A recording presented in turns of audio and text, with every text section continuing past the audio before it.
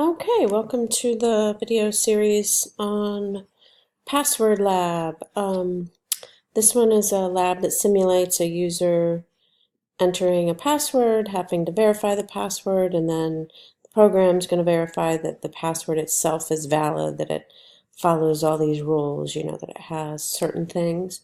So one thing to keep in mind as I go through this lab is since there's one method that's given as an idea, but the way I'm going to approach it may be very different than you would. It doesn't mean your way is wrong if you want to try a different way. This is just so you have one example of a solution for it. So let's get started. So I've got these methods up here in our mind. And I'm going to start with step one, where we prompt the user for a password, and then we prompt them to enter it again. And at first, all I want to check is if those first two passwords are equal to one another. All right, so here I am, file new Java, public class password, public static void, void main.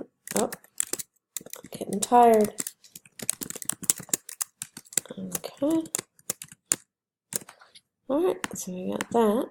And my process is going to be prompt user for password 1, read in password 1, prompt for re-enter password,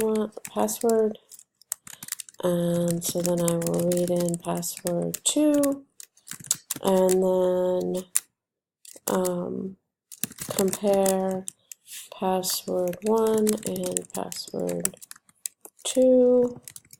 If equal, continue. If not, repeat this whole process. So the fact that I want to repeat tells me that I want some sort of loop. I actually like a do while loop for this because it will do it once and then it will repeat it only if it's wrong.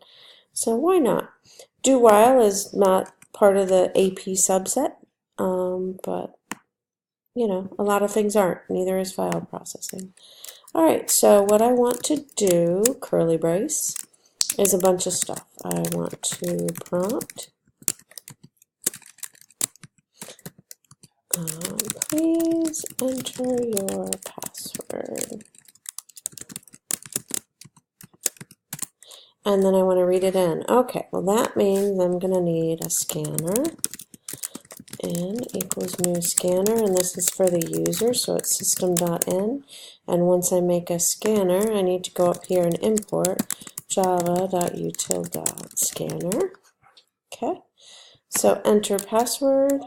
And I really need something to store this password in, so I might go ahead and do string pw1 equals quote quote comma pw2 equals quote quote. So I'll go ahead and initialize those two passwords that I can use, and I initialize them outside the loop just in case I'm going to need them outside the loop. So password 1 equals in dot next will give me, because they can't have spaces in their password. And then I want to prompt and read in again. Please enter your password again.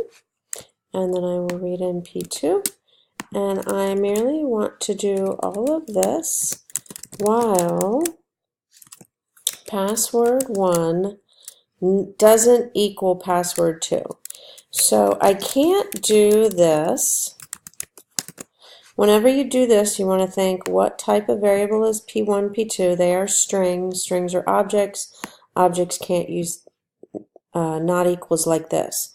So they have to use dot equals, and the way you get a not, so while these are not equal, we put a not out front of the whole thing. So I think that's good. I think I need a semicolon there. And so let's just test this part, right? So this is, we want to get used to creating smaller parts of a program as much as we can keeping some things encapsulated and test as we go. Okay, enter your password. Blue. Blue. It quit because they're the same. All right, what if I say blue and then red? Please enter your password. It kind of looks weird, right? It's not giving me an error. That would be hard to do at this point because I did the do while loop. Maybe I just want at least a print line. That's unfortunate. I guess I could do here, if the passwords don't match, to say passwords didn't match. I could print out an error message. I guess I could even do it here. So that would make more sense, right? If password 1, so I'm asking the question twice. 1's going to keep track of the loop, and 1 is inside the loop to decide if I should print. Passwords did not match, or whatever, right? That would make sense. And then maybe I want to add a print line here just to, I like spacing on things. All right, let's see what this looks like and run continue. Did I hit run? Okay. Blue, blue, and I'm done. Blue, oops. Blue, red. Passwords did not match. Please enter password. Blue, red. Did not match. Blue, oh, blue, blue.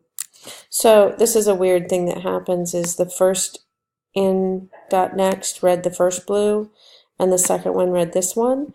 It's just this one was already in the queue when this message. So it's kind of a weird thing that happens because of the next is that this one hadn't been read in yet. But anyway, this is working to read the password. So that is the end of step 1, I believe.